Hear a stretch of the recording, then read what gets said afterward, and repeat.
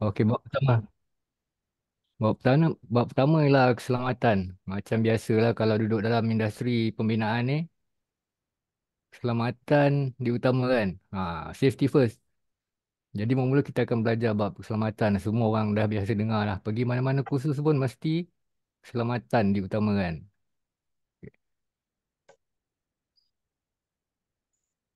Mengikut pundangan KKP, Akta Keselamatan dan Kesihatan Pekerjaan 1994. Akta ni terpakai kepada industri binaan lah. Seksyen 15, saya akan sentuh dua seksyen lah. Seksyen 15 dengan Seksyen 24. Seksyen 15 ialah kewajipan majikan dan orang yang bekerja sendiri. Jadi ada sesiapa yang bekerja sendiri pun termasuk dalam akta ni, AKKP ni. Okey, antara dia Seksyen 15 ni, kurungan 2. Yang pertama, dia hendaklah mengadakan dan menyelenggara loji dan sistem kerja yang selamat dan tanpa risiko kepada kesihatan dia. Maksud dia, dia kena adakan sistem kerja yang selamat. Kalau penyelenggaraan loji ni biasanya untuk kelang lah kan. Dan tanpa risiko kepada kesihatan. Tanpa risiko. Dia tak nak apa-apa risiko pun kepada kesihatan. Yang kedua, perkiraan mengatur bagi menjamin keselamatan dan kesihatan berkaitan dengan penggunaan atau pengendalian, penanganan, penyimpanan dan pengangkutan loji dan bahan. Maknanya dia kena kira dan mengatur apa-apa yang perlu untuk menjamin keselamatan dan kesihatan berkaitan dengan penggunaan. Contoh kalau ada menggunakan bahan kimia ke apa, dia kena aturkan cara kerja dan sebagainya lah. Iaitu termasuk dengan yang tiga lah, mengadakan maklumat, arahan, latihan dan penyeliaan. Itu termasuk dengan nombor dua. Semua cara kerja, macam mana nak buat, lepas ni apa nak buat, semua dia kena sediakan. Kalau mesin, macam mana nak guna, macam mana nak simpan, itu adalah tanggungjawab majikan. Yang keempat, penyelenggaraan tempat kerja dalam keadaan selamat dan tanpa risiko kepada kesihatan dan mengadakan serta menyelenggara cara masuk dan keluar yang selamat dan tanpa risiko. Maksud dia, tempat kerja tu dah diselenggara. Ah, Apa ni, bersihkan, dah siap bersihkan ke apa. Jadi tak nampak lah serabut sangat, membahayakan kepada orang kan. Contoh kita buat kerja, tebuk sana tebuk sini berdebu, kita biar je orang lain jadi tak selesa. Yang kelima, mengadakan dan menyelenggara persekitaran kerja yang selamat dan sihat dan kebajikan pekerja. Persekitaran kerja yang selamat dan sihat dan kebajikan pekerja. Maksud dia,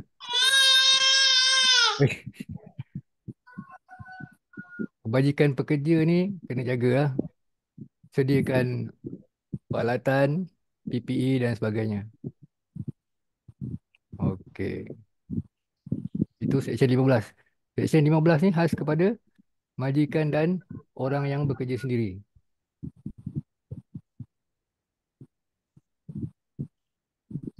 Seksyen 24 Akta Keselamatan dan Kesihatan Pekerjaan, kewajipan pekerja. Selain daripada majikan, pekerja pun ada kewajipan dia sendiri. Jadi tak boleh salahkan satu pihak je, sama-sama ada tanggungjawab. Kewajipan pekerja memberi perhatian yang munasabah bagi keselamatan dan kesihatan dirinya dan orang lain yang mungkin terjejas oleh tindakan atau peninggalannya semasa bekerja. Okey, contoh tuan-tuan buat kerja, gergaji ke, hammer, bersepah sana, bersepah sini, ah, tak jaga keselamatan orang lain, kawan dia yang ada kat situ pun nampak buat tak tahu je, ah, orang lain datang, tersepak, luka kaki. Jadi ini adalah sebenarnya kewajipan pekerja. Yang kedua, bekerjasama dengan majikan dan orang lain bagi menunaikan kewajipan dan kehendak akta ini. Okey, bos dah suruh kemas tempat kerja, jangan membahayakan orang lain, tapi kita tak ikut. Itu adalah satu kesalahan. Jadi kita hendaklah bekerjasama dengan majikan dan orang lain. Orang lain tegur pun, suruh bersihkan, kita bersihkan. Memakai alat-alat perlindungan diri yang disediakan. Bos dah bagi PPE, glove, apa lagi? Ah, Safety Google, pakai. Helmet, safety helmet pakai.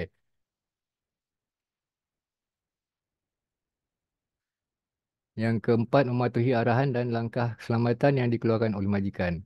Macam tadi, Seksyen 15, langkah keselamatan ni majikan yang sediakan. Jadi, Seksyen 24, pekerja kenalah ikut. Jangan main buat undang-undang sendiri kan. Okey.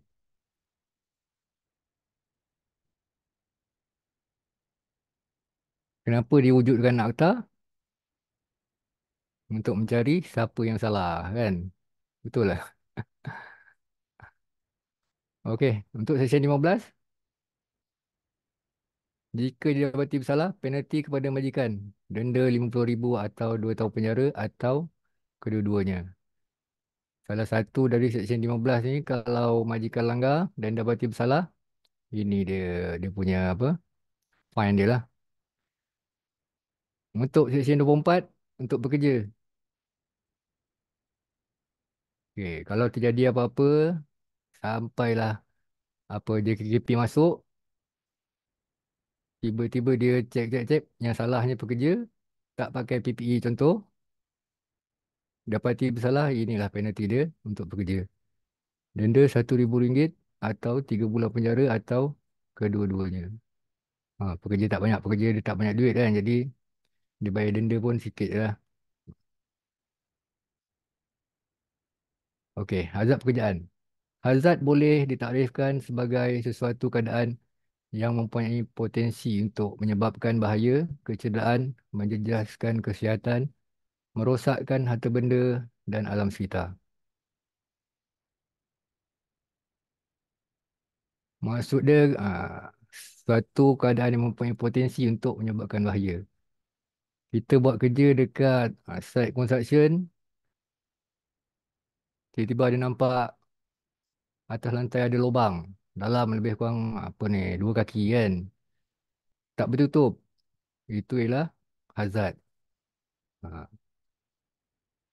Kalau kaki termasuk dalam tu boleh menyebabkan terseliuh ke, patah ke. Itu namanya hazard. Suatu yang mempunyai potensi untuk menyebabkan bahaya, kecederaan. Okey, untuk pemasangan unit penyambang udara ni, antara hazard yang ada ialah hazard elektrik, komponen yang berat. Berat tuan-tuan aircon ni. Ha, Paling ringan pun saya rasa 20 kilo kot untuk outdoor. Kemudian bekerja di tempat tinggi, angkat aircon, panjat tangga lagi kan. Tuan-tuan biasa tengok kan. Dan melecur. Melecur sejuk. Ha, Macam frostbite. Tuan-tuan pernah dengar kan. Yang pergi Gunung Everest tu, turun dengan kaki beku. Kena potong. Dah tak boleh selamat kan. Sel-sel mati. Sama dengan aircon juga. Melecur. Tapi dia melecur sejuk. Okey, kita tengok video untuk safety ni.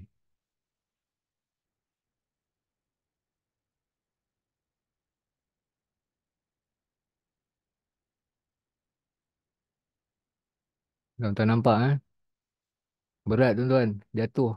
Tangga. Jatuh. Patah.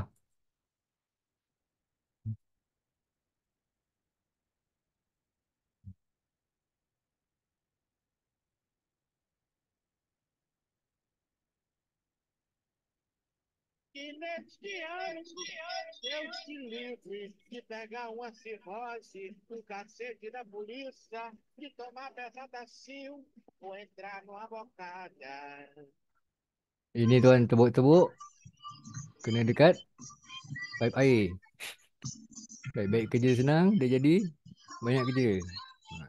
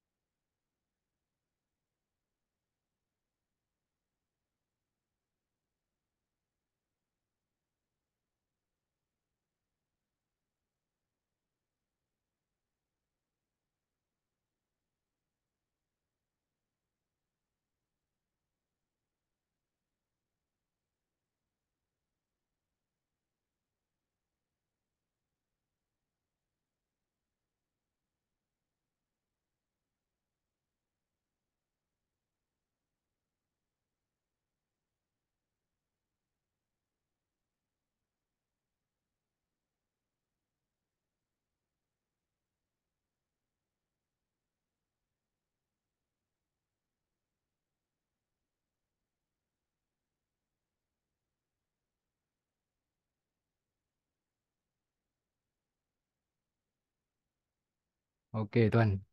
Tuan-tuan semua dah tengok video tadi. Kita dah belajar sikit bab safety.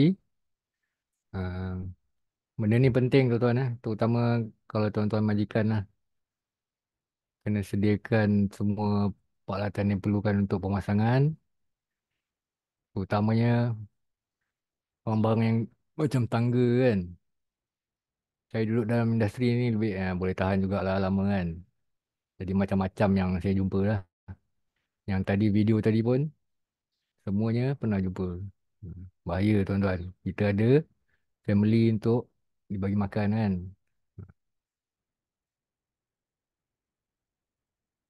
Okey, habis bab pertama. Kita sambung terus. Bab kedua.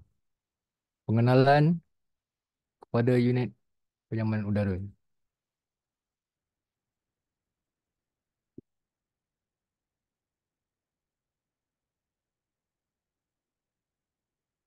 Okey, untuk kelas ni saya minta maaf dulu tuan-tuan sebab bercampur aduk lah. Bahasa Melayu dengan bahasa Inggeris. Sebab ada setengah benda saya tak pandai memelayukan bahasa Inggeris. Dan saya tak pandai menginggeriskan bahasa Melayu. Jadi saya minta maaf dulu Okey.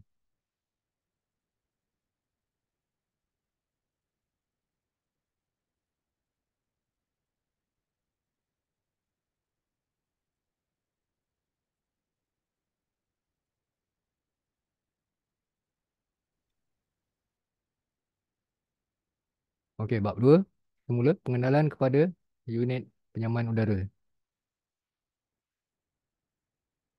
Okey, definasi penyaman udara merupakan proses perawatan dan pengawalan udara pada sesuatu ruang tertentu, yakni ruang tertutup.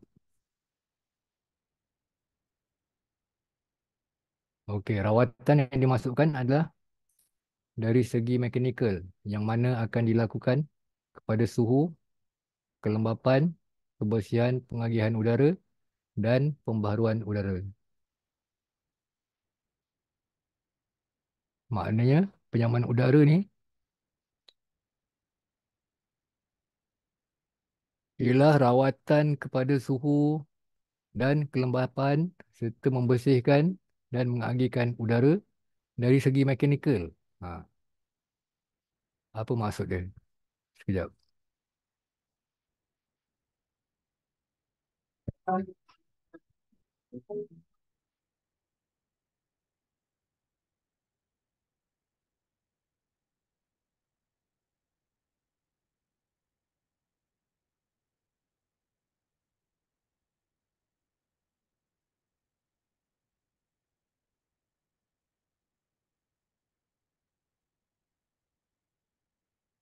Okey, ini yang berlaku pada unit penyaman udara tuan-tuan. Pemampat akan memampatkan bahan dingin melalui pipe. Biasa ni pipe copper lah. Nanti saya akan ceritalah kenapa digunakan pipe copper. Gas yang dimampatkan ni ialah bertekanan tinggi. Gas bertekanan tinggi.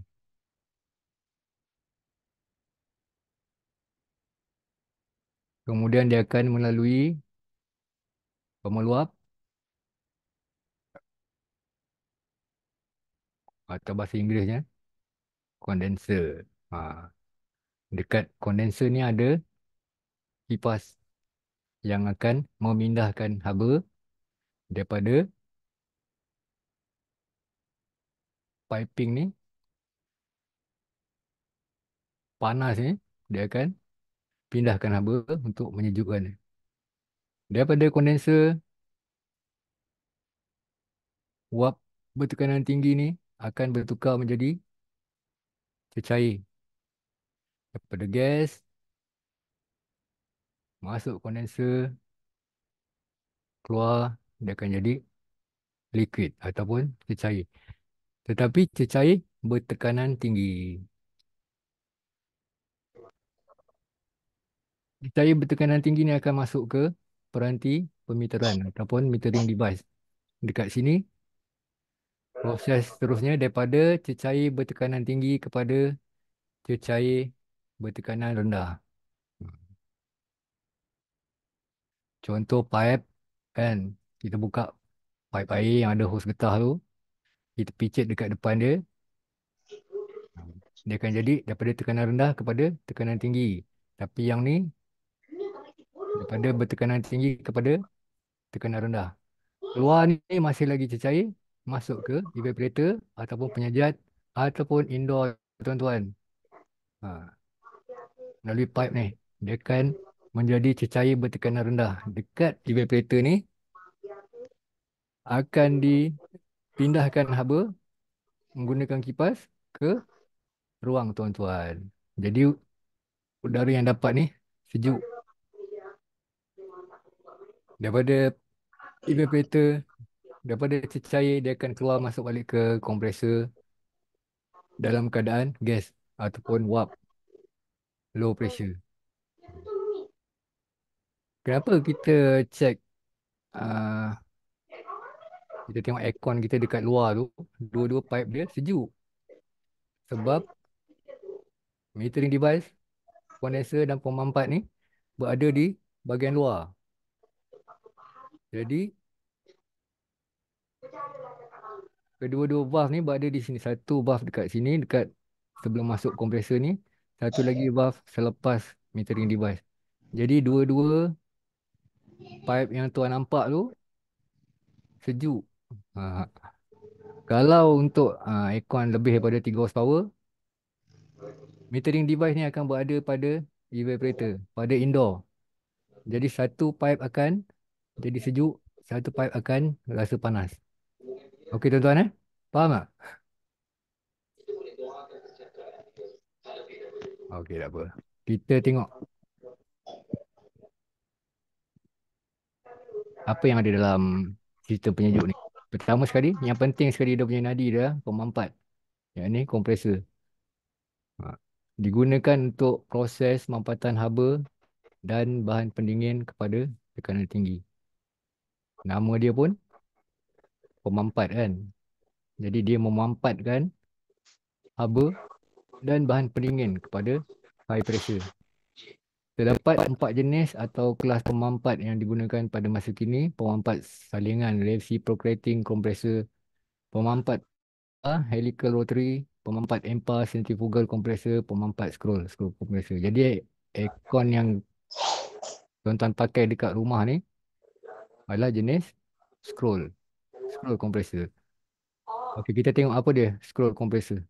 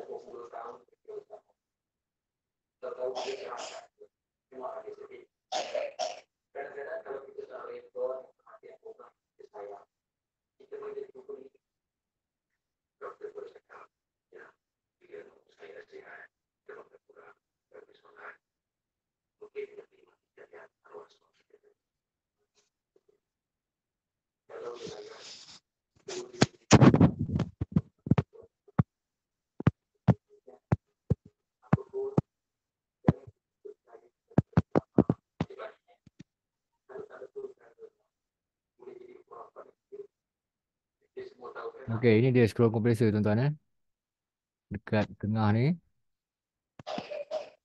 ada macam pemampat dia lah. Satu ada 2 gelung ni. Satu gelung ni statik. Satu gelung lagi yang akan berpusing untuk memampatkan gas.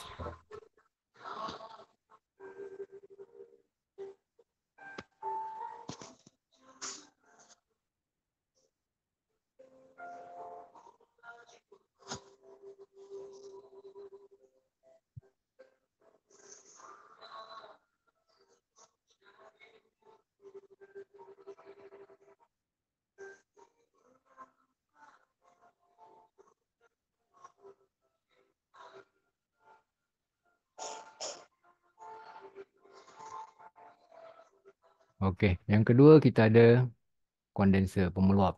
Pemeluap merupakan komponen pembuangan haba yang diserap di dalam penyejat dan dimampatkan ke dalam pemampat.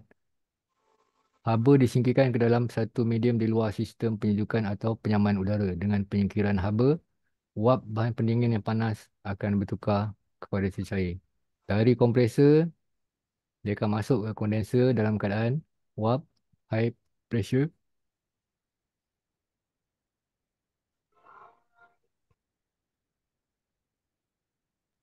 dan disejukkan melalui kipas dekat outdoor tuan-tuan lah. Jadi daripada wap high pressure dia akan bertukar kepada cecair high pressure juga dekat kondenser ni. Sebab tu kita letak outdoor kita yang ada kondenser dalam tu, kita letak outdoor kita dekat luar. Kita tak pasang dekat dalam. Jadi pelik kalau kita pasang kat dalam sebab kita nak sejuk tapi kondenser bagi angin panas kan. Hmm. Okey, seterusnya metering device. Komponen ini digunakan untuk mengawal kadar aliran bahan pendingin dalam kereta penyejukan.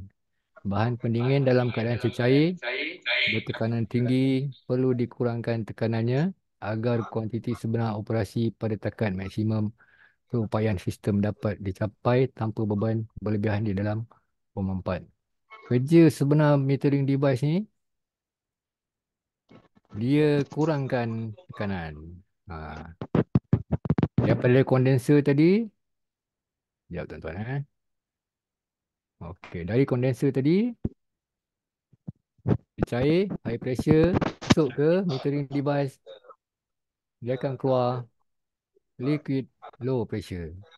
Begitulah tugas peranti pemeteran. Daripada high pressure liquid kepada low pressure liquid. Apa akan jadi pada gas? Dia akan jadi sejuk lah. Itu tugas utama dia. Okay, kita ada penyejat evaporator. Satu komponen dalam sistem penyejukan dan penyaman udara yang digunakan untuk proses penyerapan haba dan menghasilkan kesejukan pada ruang atau bilik. Penyejat evaporator ataupun kita panggil indoor unit.